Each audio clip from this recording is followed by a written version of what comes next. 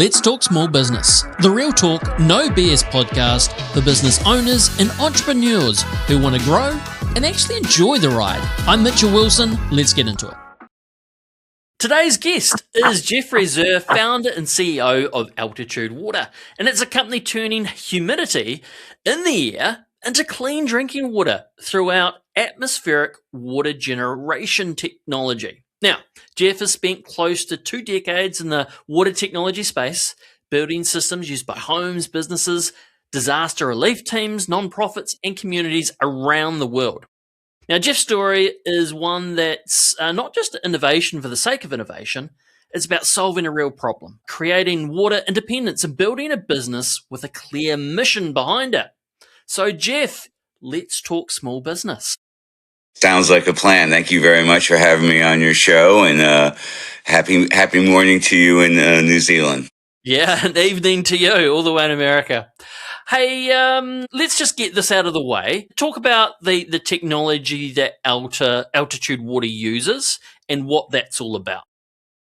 Technology actually is pretty simple, although when you tell someone we make water from the air, they look at you like you're a little crazy. But if you think about it, we're just mirroring what nature gives us, right? We all learned about a water cycle when we were in 7th grade, and about how the earth puts water into various forms: gas form, liquid form, solid form.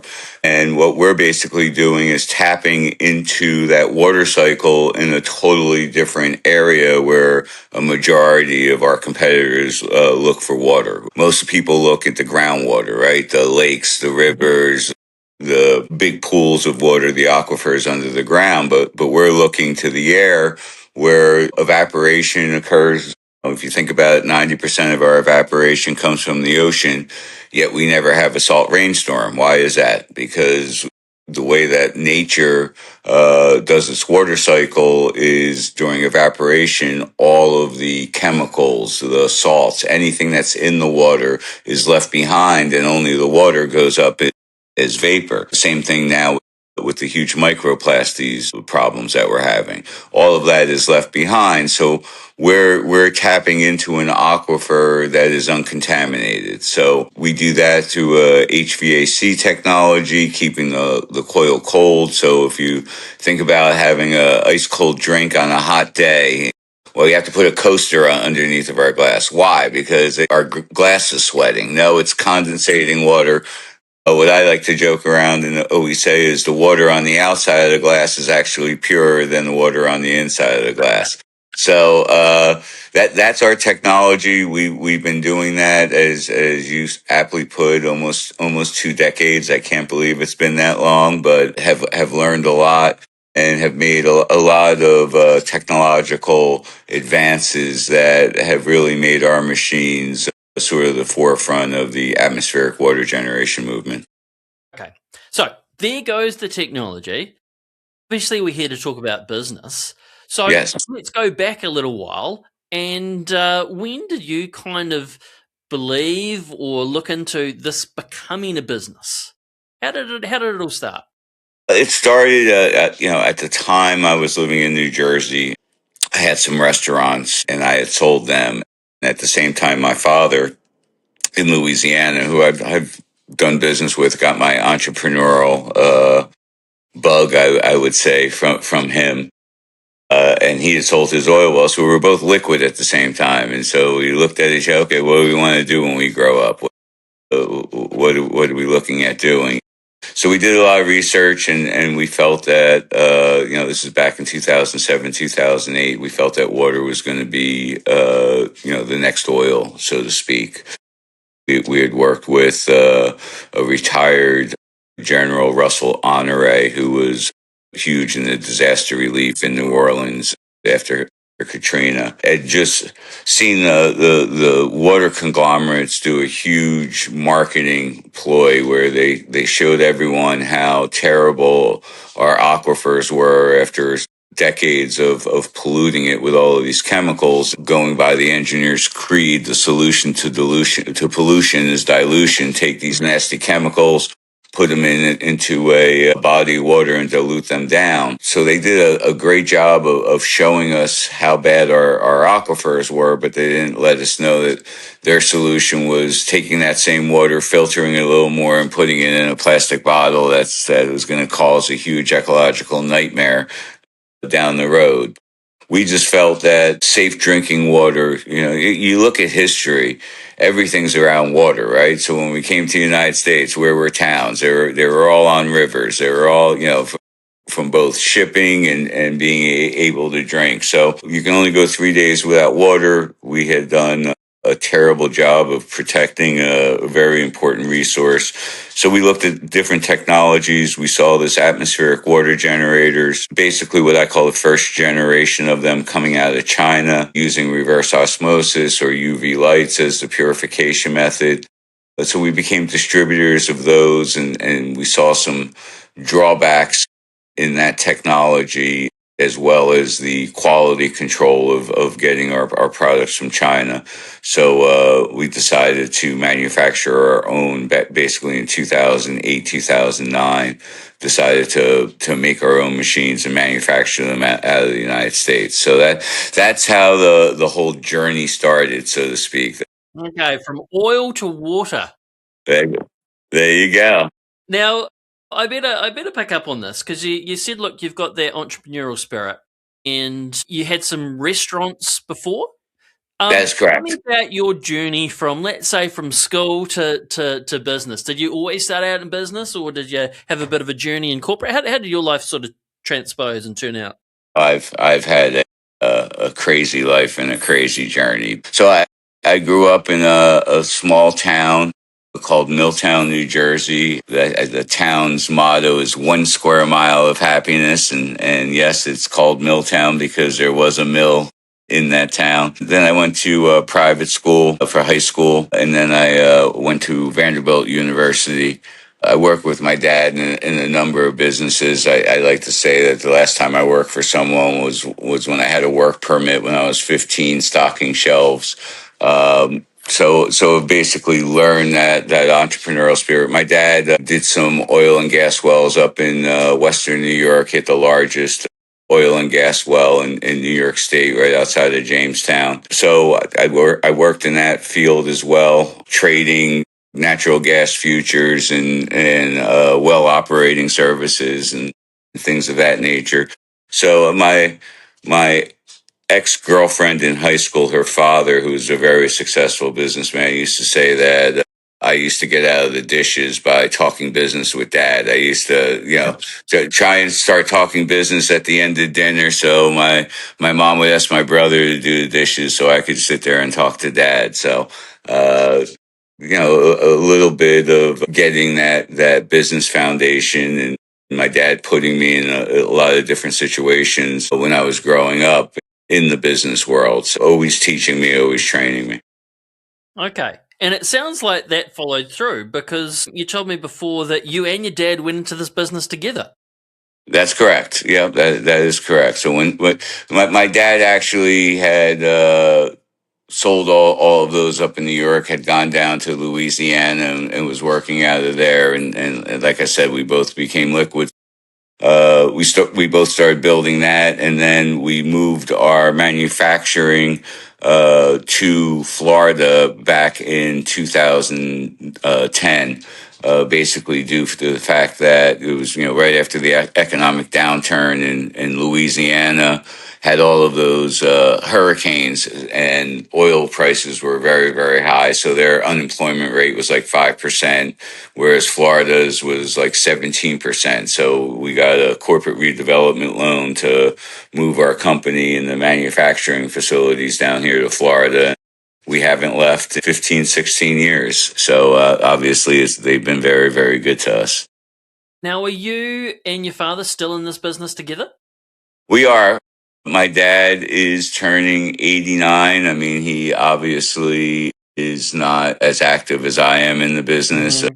My dad is still chairman of the board of Altitude Water, but rightly so is he wants to take a little more time. Him and his wife are going to Vegas and the Grand Canyon actually leaving today. So I think he's earned it being 88, 89, but he's still active chairman of the board.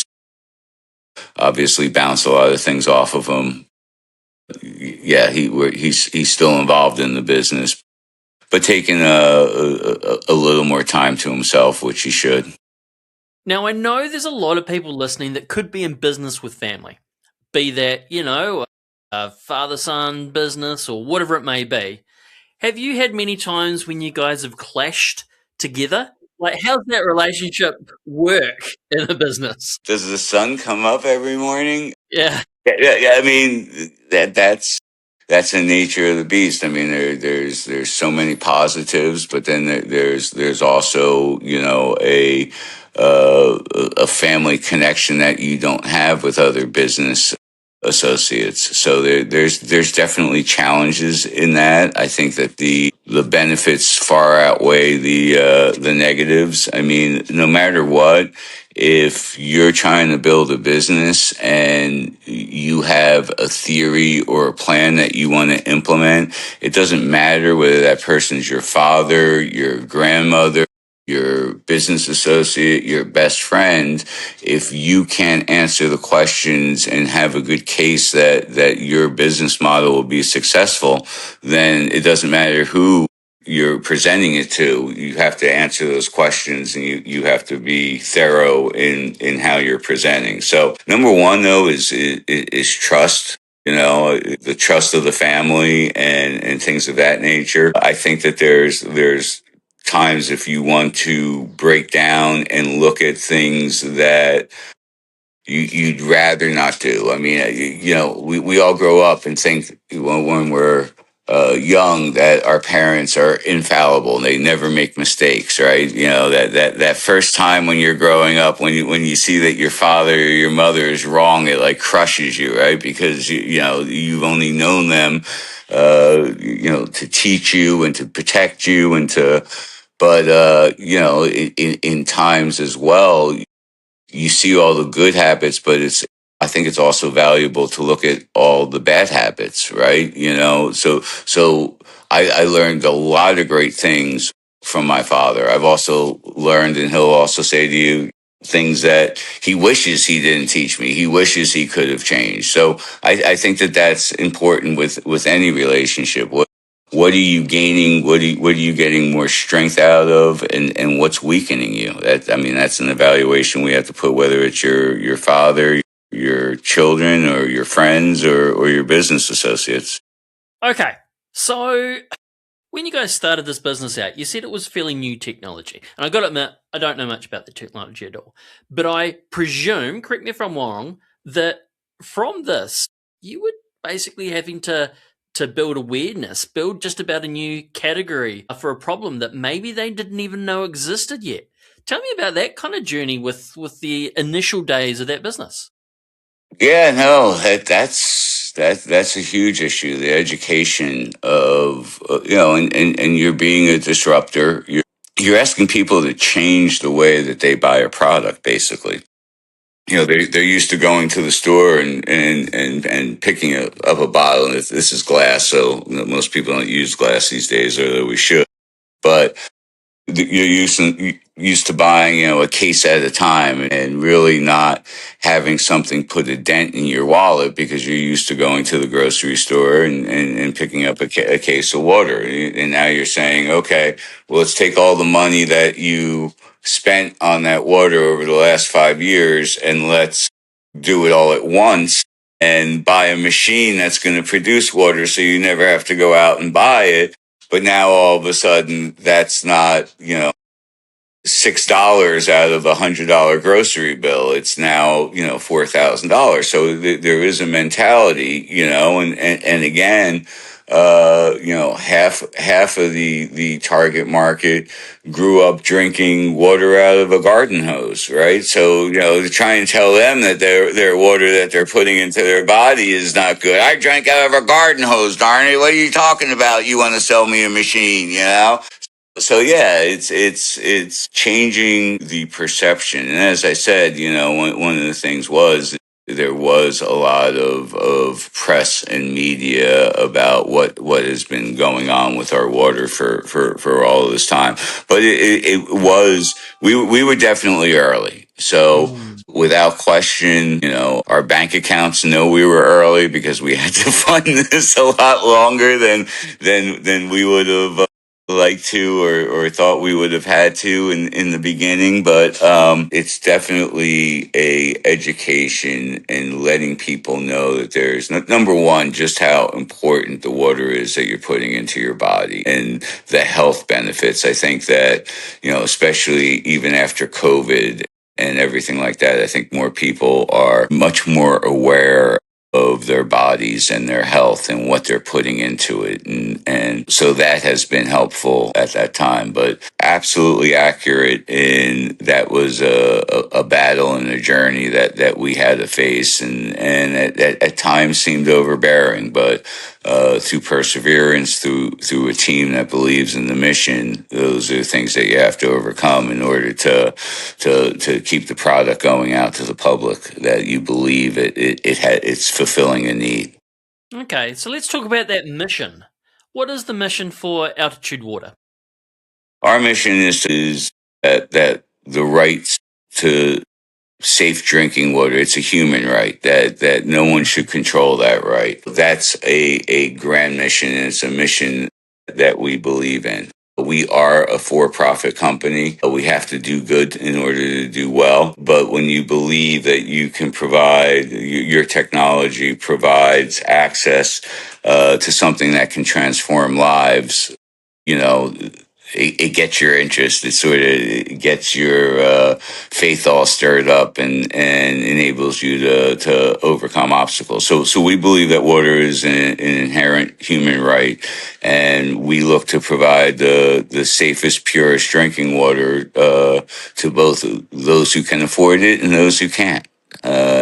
Okay, so we are talking about very different markets here in terms of those that can afford it. Mm-hmm. And the homes and the rest, yes, that is one market. But of course, there are, like you mentioned, the disaster relief teams and maybe third world countries. How did you decide, or what was the plan in the beginning to systematically grow this business? And did you even have one? Oh yeah, no, absolutely. As the Bible says, you don't go into something without counting the cost and evaluating. So yeah, what we decided to do. So when we were bringing this new technology back to the United States, so I had spent about 9 months, almost a year in Trinidad at a air conditioning manufacturer doing our prototypes. So our model was, number one, to build a high-end model that would differentiate us from the plastic, lower price models that were coming out of China, and really to target the medical field, the doctors, and in a local area. So our first target markets were really Florida and doctors and high end, wellness centers, yoga, things of that nature. And the reason for that plan was, okay, we're doing our first run of 500 machines. You want to have them in an area that as you're looking to service them or get feedback, you're looking to have that close because you don't want to be spending money going to California to service these machines.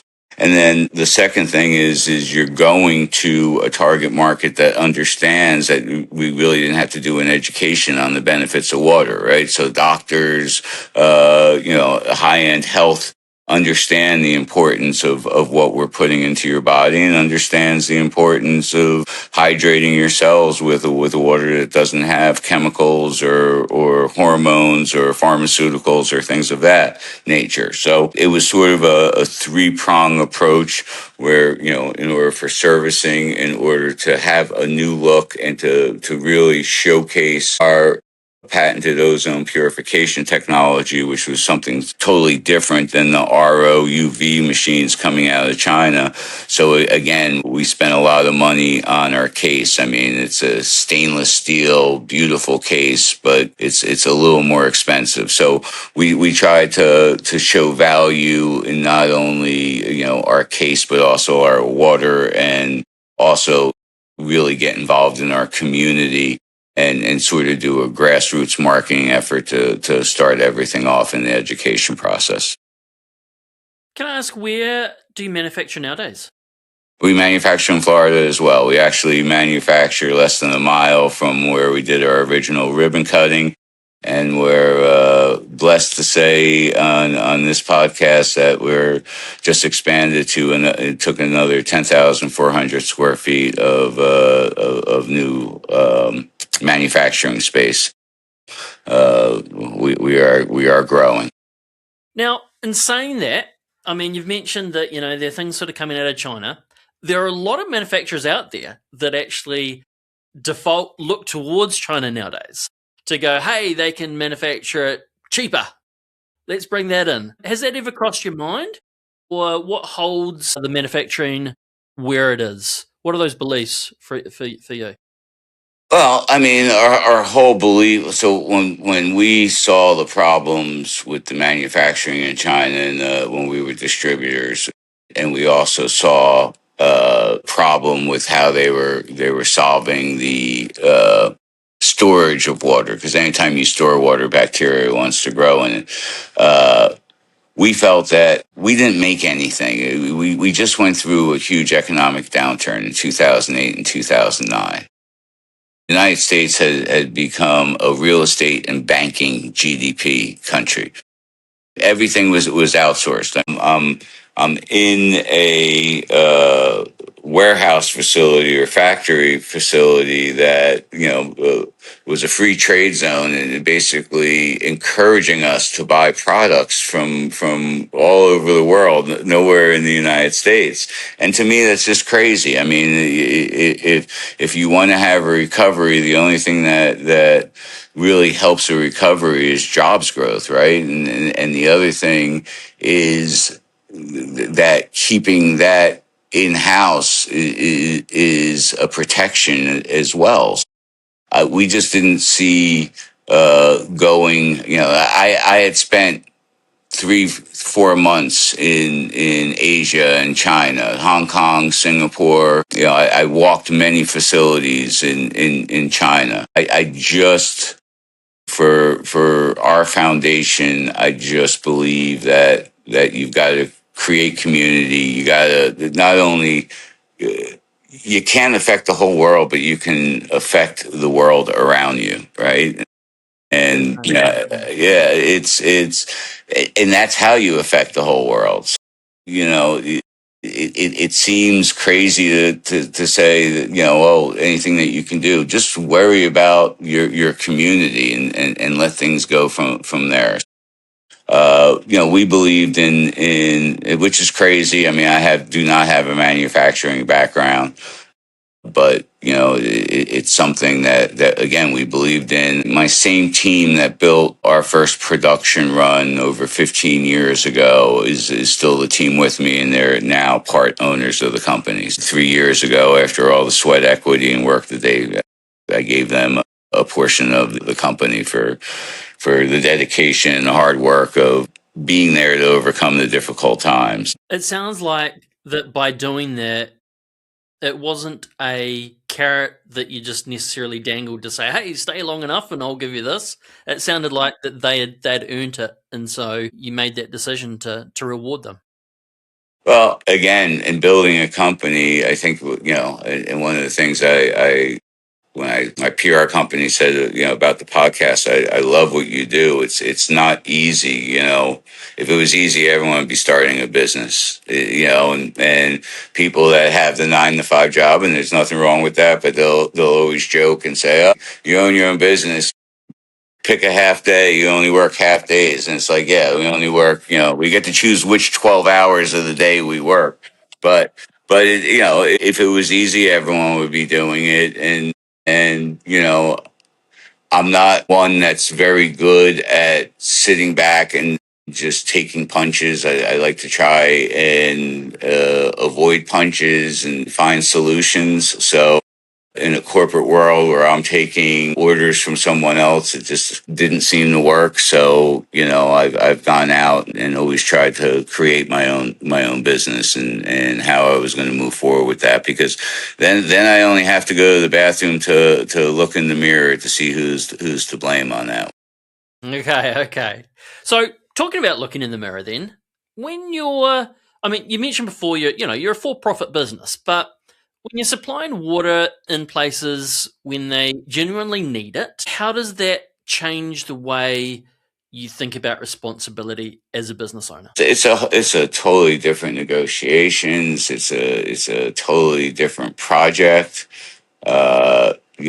Any of our big projects to date right now, I don't think any of them have been profitable. If I probably broke it down to every cost involved, those are things that you're doing to leave a legacy, not to do a profit. When our biggest one, we did a water hub in Maka, Cameroon, for a village of 1,000 people.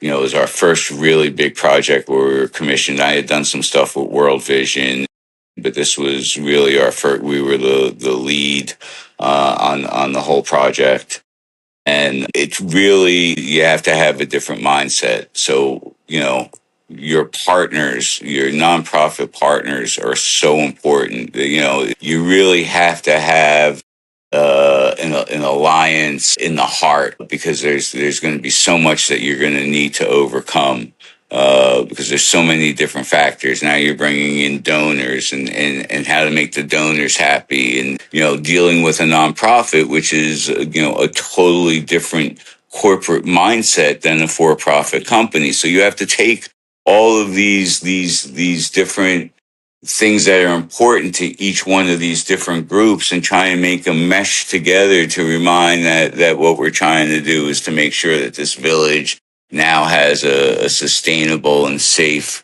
water source. But not only that, I mean, you really have to look at what generational curse, how are you looking to transform the village? Because if you look at, we just didn't look at providing them water. We looked at, okay, if we're providing them water, the women now have 6 hours a day given back to them. That what are we going to do with that time? So when we built the hub, we built classrooms, educational classrooms. So now the women that were spending all that time getting water could learn basket weaving, beading. The biggest thing that we wanted to solve was there was a school in that village, but the kids weren't going to the school because the family farm needed their help in the work to get the crops to market. In Cameroon, it's all family farms. There's no conglomerates. There's no big company that's hiring everyone. Each family has to stack up the car. You see them going to market with all of their stuff stuffed into a car. So, the kids can't go to school. They got to be out in the field. Well, now if you're giving the mother an opportunity to make money, where now they can hire people out in the farm and the kid can go to school. Now all of a sudden you're using water to transform generational curses. So those are the types of things. And whether it's a nonprofit or a for-profit, if you realize it takes a team to hydrate a village, or it takes a team to make, I can sit here and talk on the podcast, but every one of my line workers are just as important, because they're putting those machines in a box that's going out to a customer. So I can sit here and talk great about my company and what we're doing all day long, but if my guys on the line aren't putting together quality products, it doesn't make much sense for me to be doing all this talking. So it's generally getting everyone on the team to buy into what your goals are. Like you said, it wasn't just something that I woke up and said, oh, I'm going to,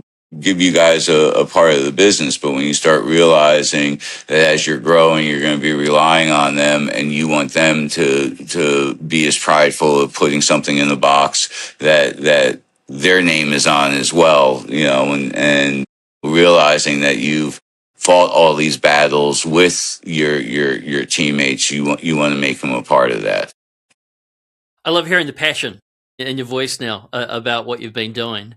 So, when it comes to team, what have you learned about hiring the people who believe in the mission and not just the job? Hard, and since COVID, it's gotten even harder. It really is, difference of culture, difference of our society. I mean, you have people that think that working on the line, you can still work on the line and be watching your YouTube videos, and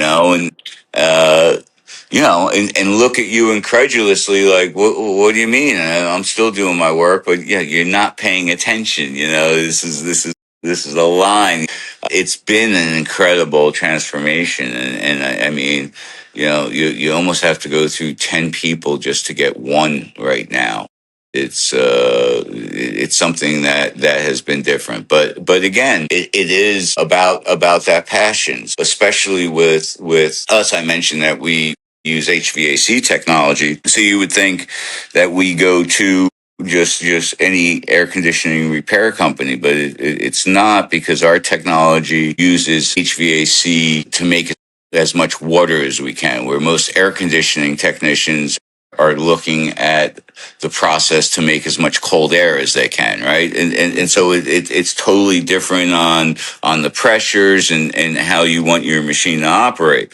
So with our HVAC technicians, we really like to get them out right out of the school. They're not 10 years of just making cold air, making cold air, making cold air. So there's that. And then there's people with passion that want to make something of their life. It's not just important to go through life, but to leave a legacy. And you can see that in your interview, or at least within the first week of working with someone. Do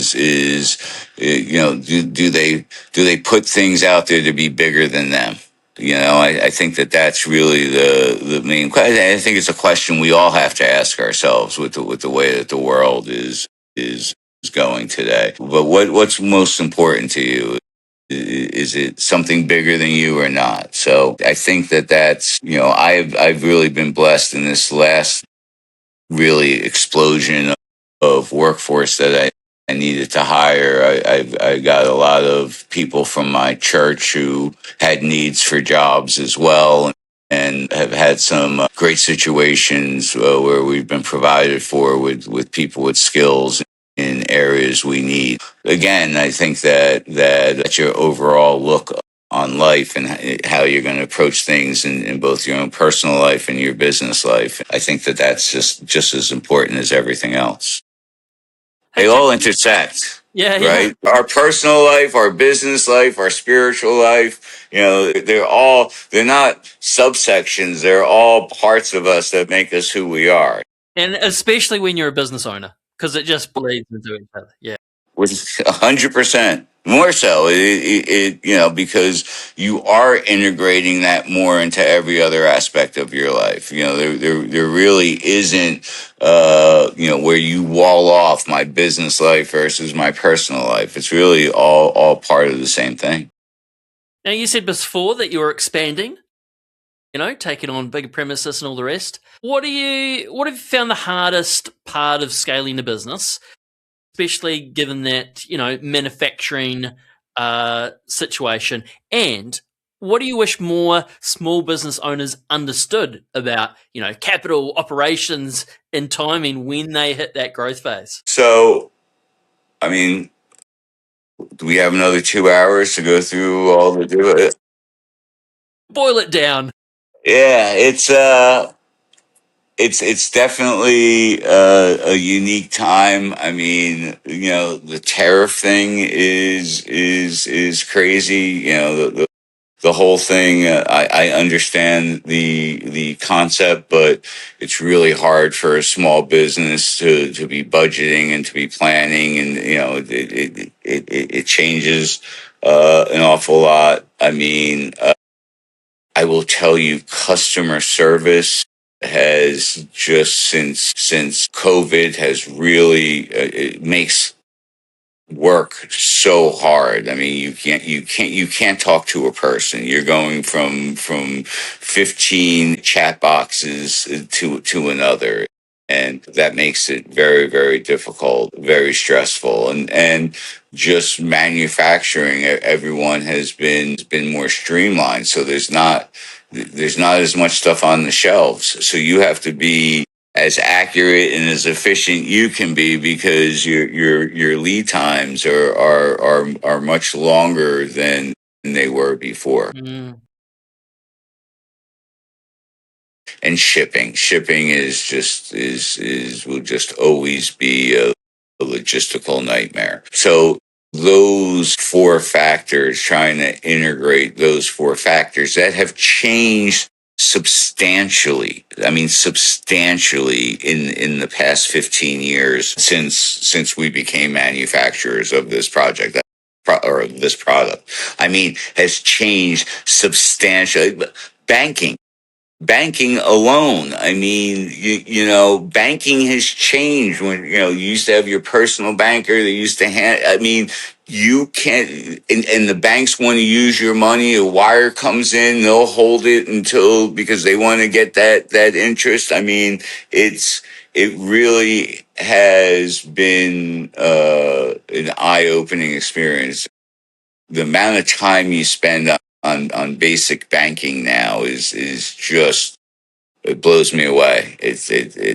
So there's been a lot of changes that have been headwinds. I also see different things changing, this AI, and I fear businesses losing their soul into everything AI. Man, I don't think we've learned. It's just because quicker and faster doesn't always make it better. It's something that we don't learn very, very well. And again, I'm not saying it's not a great tool. There aren't things. It's just like anything. I mean, anything. The internet. It's a great tool, but it can be used for bad things as well. So it's all the person that's in control of it, right? Yeah. Hey, Jeff, you mentioned before, it used to be that people would pick up the garden hose and drink their water out of that. I do remember seeing a skit, and it was a little kid, I think maybe in the 60s, in school, and their project was they had to think of a business idea. And this little comes up and he says, I'm going to put water in a bottle and sell it.